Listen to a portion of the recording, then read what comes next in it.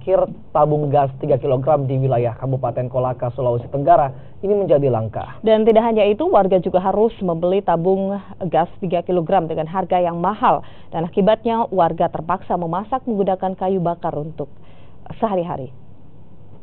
Sejumlah pangkalan LPG 3 kg di Kabupaten Kolaka, Sulawesi Tenggara mengalami kehabisan stok sejak sepekan terakhir. Kelangkaan LPG 3 kg dimulai jelang Lebaran Idul Adha karena lambatnya distribusi ke pangkalan. Akibatnya, harga LPG 3 kg mengalami kenaikan sekitar Rp25.000 hingga Rp30.000 dari harga biasanya Rp18.000. Selain mahal dan sulit mendapatkan gas LPG 3 kg, warga akhirnya membeli kayu bakar dengan harga Rp20.000 yang digunakan untuk memasak selama seminggu.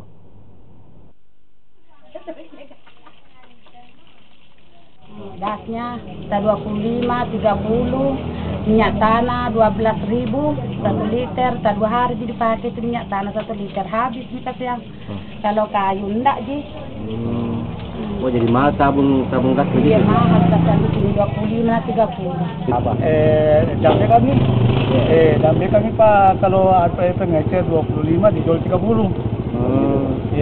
Kalau pangkalan kita ambil ada 20 dijual 23. Itu untuk Rp2.000. Tapi ini langka kan?